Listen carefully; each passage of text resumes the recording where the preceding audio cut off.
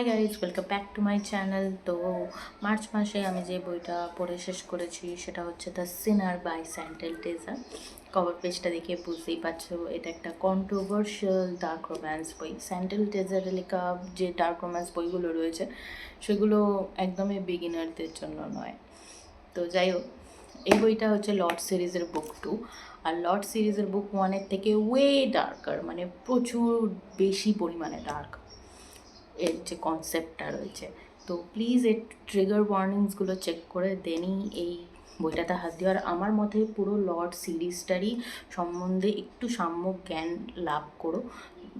ইন্টারনেটে হোক বা যেখানেই হোক লর্ড সিরিজের রিভিউ সামারি একটু হোক মানে শোনার চেষ্টা করো। ট্রিগার ওয়ার্নিংসগুলো দেখে তারপরে হাত দিও, কারণ লর্ড সিরিজ আর স্যান্ডেল টেরেজার যে কটা বই আছে প্রত্যেকটা কন্ট্রোভার্সিয়াল, প্রচুর পরিমাণে ডার্ক, বিগিনারদের জন্য একদমই না।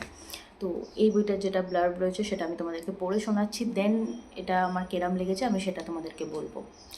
Little demon, I was raised in a world where money and power are at your fingertips.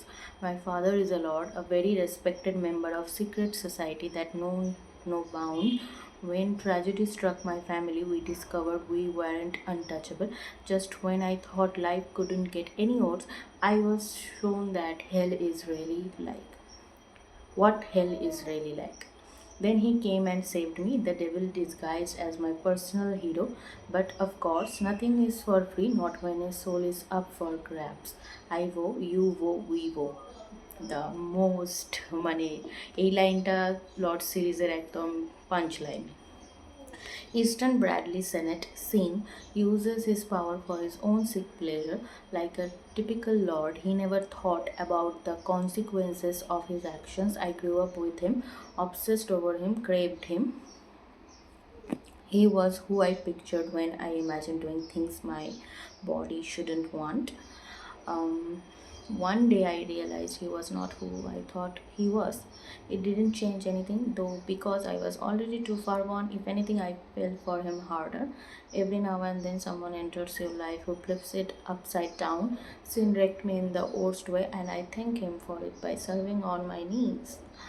As they say, nothing lasts forever. Men like him never stay with a woman like me. I am what they use, not keep. So when he threw me away, I shouldn't have been all that surprised. My body had always craved the darker side of love, the kind that left bruises and scars. I was what most would call unholy, and when the devil whispered in my ear that he loved me, I was more than determined to show him just how devoted I could be.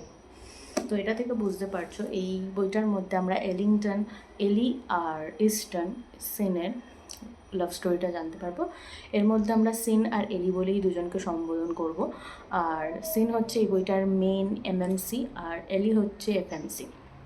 এবার বইটার যে story লাইনটা সেটা হচ্ছে যে এলি যে আছে ওর সাথে খুব কম বয়স থেকে এমন কিছু কোয়েশ্চেনেবল থিংস হচ্ছে যেগুলো ওর মা জানে, আর যেগুলো ওর সাথে করা হচ্ছে সেগুলো স্টেপ ফাদার করছে ওর নিজের বাবা মারা যাওয়ার পরে। এবং এমন কিছু জিনিস হচ্ছে যেগুলো এলির হাতে, মানে হাত থেকে পুরো বাইরে বেরিয়ে গেছে। আর এই বইটা থেকে না তোমরা অনেক কিছু মানে জানতে পারবে, আমিও ইভেন জানতে পেরেছি, যেগুলো আমরা মানে হয়তো শুনেছি, বাট এইরকম ধরনের জিনিস যে এক্সিস্ট করে এটার একটা প্যাটার্ন রয়েছে সেটা তোমরা জানতে পারবে। ইভেন এগুলো নিয়ে কলেজে বাইরের দেশে পড়ানোও হয়, সাবজেক্ট হয়, সেগুলো আমি এখানে ইউটিউবে বলতে পারবো না কমিউনিটি গাইডলাইন্সের জন্য। বাট হ্যাঁ, এখানে এই বইটার মধ্যে বলা হয়েছে, ডিসকাস করা হয়েছে। তো যাই হোক, এখানে এলির সাথে এমন সব কোয়েশ্চেনেবল থিংস হয়, এবং এলি এমন একটা মেয়েতে পরিণত হয়েছে যে জাস্ট সারভাইভ করছে। সে নিজেকে ভালোবাসার যোগ্যই মনে করে না। সে শুধু জানে যে আমার লাইফে যেই আসবে সে আমাকে ইউজ করে ছুঁড়ে ফেলে দেবে, আমি নিজেই সেই জায়গাটা অ্যাচিভ করেছি। আর এখানে সিন যে আছে ওর ছোটোবেলাকার বন্ধু, এলি ওকে মনে মনে ভালোবাসে, বাট ও সবসময় জানে যে সেন হয়তো আমাকে নিয়ে এতটা বেশি সিরিয়াস নয়। বাট সিন মনে মনে কেন বিশাল পরিমাণে এলিকে নিয়ে পজিটিভ, আর এলিকে ভালোবাসে। এলির সাথে যাই হয়ে যাক না কেন ও এলিকে সাপোর্ট করে, এলিকে সেই রূপেই ভালোবাসে। কিন্তু ওর যে ভালোবাসার দিকটা বা যেভাবে ও ভালোবাসে সেইটা একদম ঠিক নয়, মানে কোয়েশ্চেনেবল। ও যেভাবে মানে হয় না, এক একজনের ভালোবাসার ধরন আলাদা, তো ওর যে ধরনটা সেটা একদমই সাংঘাতিক। তো যাই হোক, এখানে ফার্স্ট থেকে শেষ অবধি দেখানো হয়েছে যে এলির সাথে কি হয়েছে, এলির কীভাবে নিজের মানে ক্যারেক্টারটা ভাঙার পিছনে ওর মায়ের, ওর স্টেপ ফাদারের হাত রয়েছে। দেন এরপর সেখান থেকে সেন ওর লাইফে আসে এবং সেন সেখান থেকে পুরোপুরি কন্ট্রোলটা নিয়ে নেয়। ওকে দেখায় যে ওর জন্য যেরকম ভালোও হতে পারে সেরকম খারাপও হতে পারে। ইভেন একটা টাইম পর গিয়ে এলি জানতে পারে যে সেন ওকে ইউজ করছে, সেন অন্য মেয়েকে বিয়ে করতে গেছে। বাট এটা টোটালি সিনারি সেট আপ ছিল এলিকে বাঁচানোর জন্য, সেটা তোমরা এই বইটা পড়লে জানতে পারবে। আমি কিছু স্পয়লার্স দিয়ে দিচ্ছি, আর যারা স্পয়লার্স মানে পেতে চাও না তারা এখান থেকে ভিডিওটা শেষে স্কিপ করে নিও। তো যাই হোক, এখানে সেন অ্যাকচুয়ালি এলিকে বাঁচাতে চাইছে, এলির জীবন ঘিরে অনেক রহস্য রয়েছে, সেগুলোর উন্মোচন করতে চাইছে। তো যাই হোক, এরকম যখন হতে থাকে, আর এর মধ্যে কি হয় যে এলিকে সেন ট্রিক করে বিয়ে করে ফেলে, এবং যাতে এলি কোনোদিনও কোনো খারাপ মানুষের হাতে না যায়, সেন এক প্রকার নিজেকে ওর সাথে বেঁধেও ফেলে। আর এখানে আমরা নেক্সট বইয়ের কিছু স্নিক পিকও পেয়ে যাই, যেমন স্যাক্রিফাইসের টাইসন, ও তো আগের বইটাতেও ছিল, সবাইকে হেল্প করে। তো নেক্সট বইটা নিয়ে আমি খুবই এক্সাইটেড, ওর লাভ স্টোরিটা কি জানার জন্য। আর এছাড়া কার্নেজেরও এখানে একটা হিন্ট দেওয়া রয়েছে, দ্য স্পেডস ব্রাদার্সের ব্যাপারটা। এরপরে আমরা শেষে গিয়ে জানতে পারি যে এলির বাবা আদেও মারা যায়নি, যে মারা গেছিলো সে হচ্ছে এলির বাবা টুইন ব্রাদার।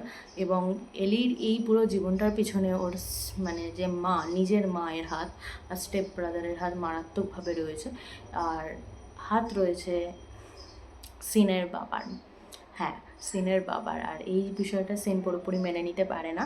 সেন এলিকে ভালোবেসে নিজের বাবার বিরুদ্ধে যায়, আর ওর বাবা যে কাজগুলো করেছে সেগুলোর একদম ঠিকঠাক জবাব দেয়, ওর বাবাকে জব্দ করে। আর আরও যারা যারা এলির সাথে মানে নোংরামো করেছে তাদের সবাইকে শায়েস্তা করে।